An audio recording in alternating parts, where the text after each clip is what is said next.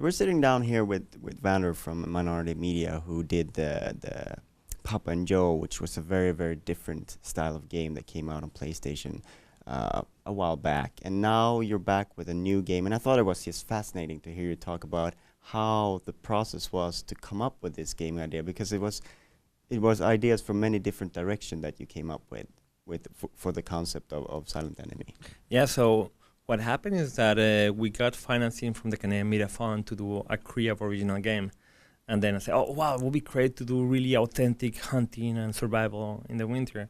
And this was a project that started at the same time as Papa was starting.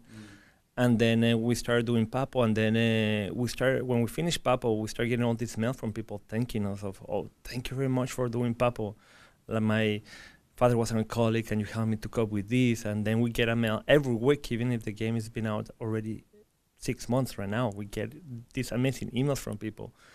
And then one of the guys in the team, Ruben, who was taking care of the project, he came to me one day and said, look, we cannot do a game about hunting. This is not a minority game. Like, we will not be helping anyone. And then I say, okay, so if you find an angle, we'll do it. And then, but it has to be a really emotional. So what we do, what we learn with Papo is that actually games can help other people. It can help them to cope with reality. It's not about escaping. We want to make books that are more like, we're going to make games that are more like books, that you get something at the end and you get a learning out of it. So say, if you find an angle, we'll do it. And then he went back, and for a couple of months he was thinking about it, and then he came back and said, like, I have a really hard time talking about it, he told me, but I've been bullied. I come from a small town in Spain and been bullied a lot, and I have nightmares about bullying. And I said, like, I'll help you to do that game. So suddenly I'm helping him every day to go through that emotional pains of going back to the experience, and we want to take the experience and put it back into the game. So suddenly, I don't want people to think that minority games, they're like boring. They're not boring. In fact, that you go there and the mechanics, they're really powerful and you have a lot of fun then, but at the same time we punch you with the reality, and then you have to learn to cope with that reality. And that's really what's different. So what we have here is that sort of winter setting, that Cree setting, but there is that sort of emotional layer on top of it, which, you know, came organically then through these different unrelated processes really in your team. Yeah, so one thing that's cool about Minority is that when we opened Minority, we decided to partner with documentary makers, with filmmakers. And we were learning a lot from them on how to deal with this different struggle and emotion that is something we're not used to doing in games. For example, in a big company, you rarely talk about emotion.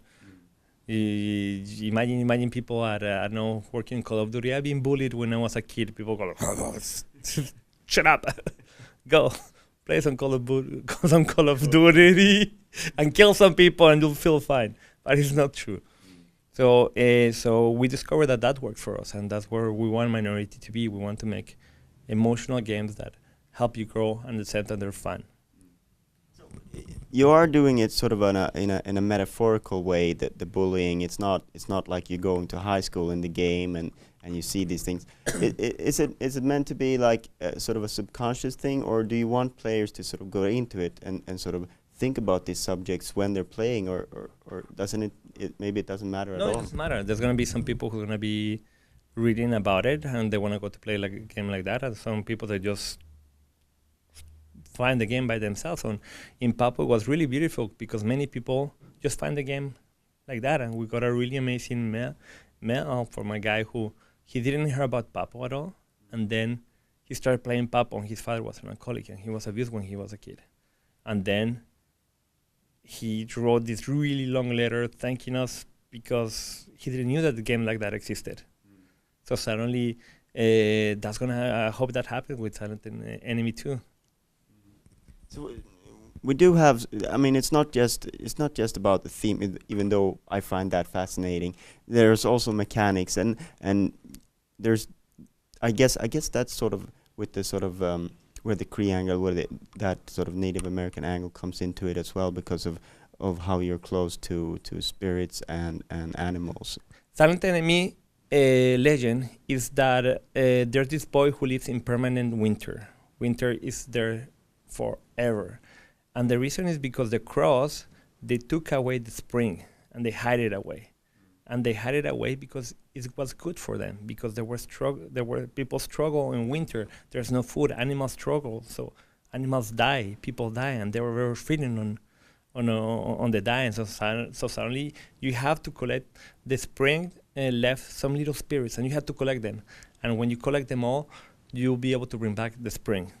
So then we give you magical powers, like one of the magical powers too, you can freeze water. So suddenly you go, if you find a river, you can freeze water and create your own paths. And it's really crazy when you start playing with it. You want to freeze all the river and find different paths. It's really cool. You can also defreeze. So suddenly, if there's a frozen river or there are cataracts, you can defreeze them and water start flowing, and that may cause other things to happen in the game. And in the Cree legend, there's something really cool. It's about possessing animals. It is becoming animals. And then we have this power to become animals. So your best friend is a little rabbit. So suddenly you possess the rabbit, and then you can go through the woods and get to different paths that you couldn't do as a human. And then you will also later on to possess a wolf.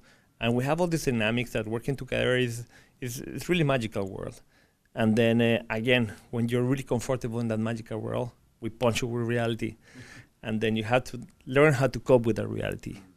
Because there's no simple solution to the issue that's at hand. Yeah, one of the things that I find really terrible in games today is suddenly it is our character development. It is you start really weak and you become really strong. And then through the game you start finding power-ups, guns, shields, and at the end you become this big monster. And you don't solve problems in real life like that at all. For example, like if I go back to my wife and I tell her, the day I have a bazooka, you will understand what I mean. My wife will be like, it wouldn't work.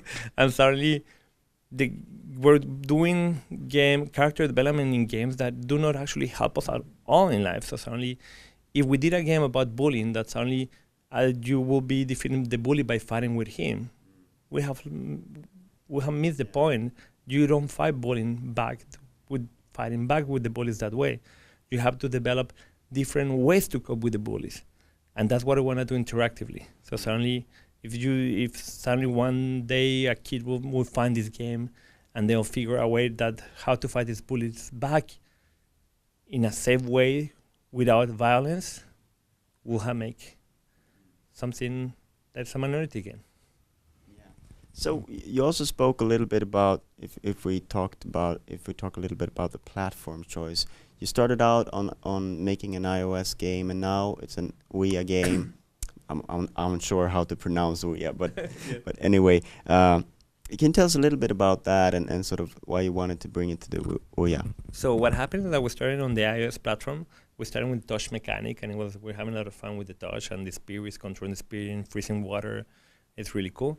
And then what happened was, because we needed to try the platform, and then Ouya guys came and showed, oh, that could work really well on a Ouya controller. And they give us the controller with the touchpad and the analog, and they give us the devkits, and we start trying. And boom, it was a perfect fit. It was a perfect fit because then you control with the analog the character, and with the other one you can draw and control your magic.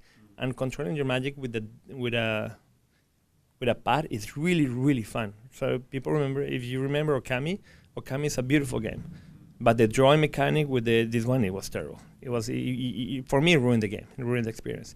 But now with a touchpad, I hope they do Okami again with the touchpad, because you actually get the feeling of drawing, and you get the touch feeling. So it's the best of both worlds. It's the best of the touch screen plus the touch plus the analog.